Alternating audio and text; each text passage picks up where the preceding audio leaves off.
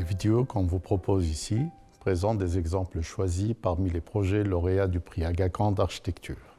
Elles mettent en exergue des efforts contemporains notables destinés à promouvoir la qualité de vie dans les environnements urbains et parmi les sociétés dans lesquelles les musulmans occupent une place significative.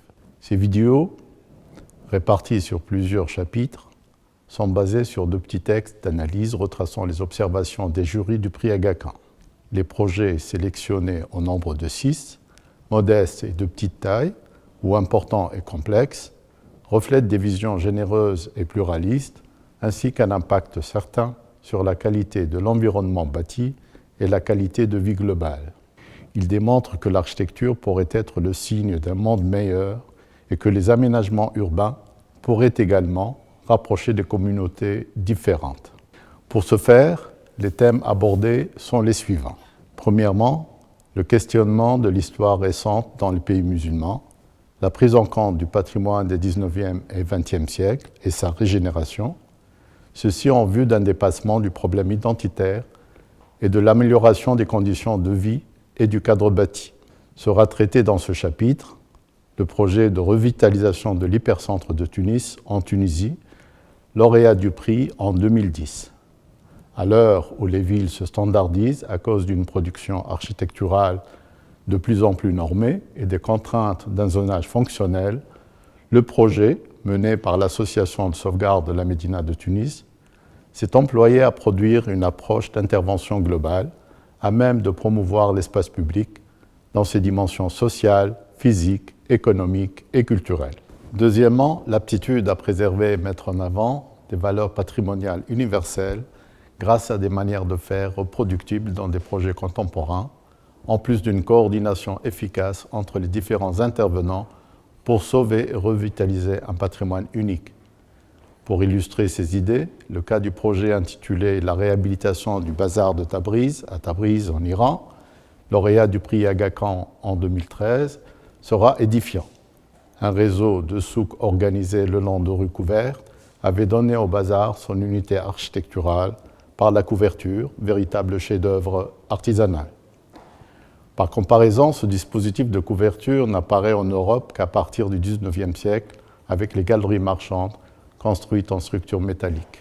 Troisièmement, une architecture porteuse de messages, valorisant le patrimoine et intégrée humblement au paysage. Le projet de réalisation du musée de Medinat Zahra à Cordoue, en Espagne, lauréat du prix Aga Khan d'architecture en 2010, sera choisi pour détailler ce thème. Doté d'une architecture raffinée et subtile signée Nieto Sobejano, le complexe du musée se fond parfaitement dans le cadre de site et de la campagne environnante. Il est conçu comme un espace d'interprétation du site, comme lieu d'exposition pour présenter les découvertes. Avec humilité et éloquence, il projette dans le futur la vieille ville de Cordoue, considérée comme représentante de l'âge d'or de la culture musulmane en Espagne. Quatrièmement, comment répondre à un impératif majeur dans les projets complexes, celui de résoudre les problèmes techniques et de fonctionnement, et de chercher en même temps à des problèmes communs des solutions écologiques respectueuses de l'environnement. Le centre Salam de chirurgie cardiaque à Khartoum, au Soudan, primé en 2013, sera présenté en tant que projet remplissant cette condition. Le centre satisfait les demandes techniques d'un hôpital aux fonctions complexes, contenant entre autres 3 salles d'opération. Un mélange de modes de ventilation et de lumière naturelle rend chaque espace confortable et privé.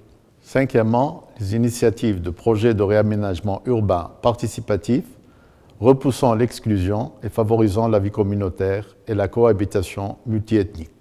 Le projet primé en 2016 et constituant un vrai exemple de ces initiatives est certainement le parc de Superkilen à Copenhague, au Danemark. Un lieu de rencontre pour les habitants du quartier le plus multiethnique et socialement défavorisé de Copenhague, signé Big. Il s'agit, selon le jury, d'un exercice extrême de participation malgré les multiples religions, cultures et langues du lieu. Sixièmement, l'architecture comme moyen subtil de rappel du sort enviable de certaines minorités et de création de liens entre les communautés. L'exemple qui illustrera ce thème sera le projet de centre d'art et bibliothèque pour enfants dans un Yutang à Pékin, en Chine, lauréat du prix Aga Khan en 2016. Cette micro-bibliothèque, imaginée par l'architecte Zhang Qi, regroupe également un espace d'exposition, un atelier d'artisanat et propose des cours de peinture et de danse. C'est un ouvrage tout petit, mais d'une grande subtilité, qui récupère, rénove et réutilise des bâtiments traditionnels au profit de la communauté locale.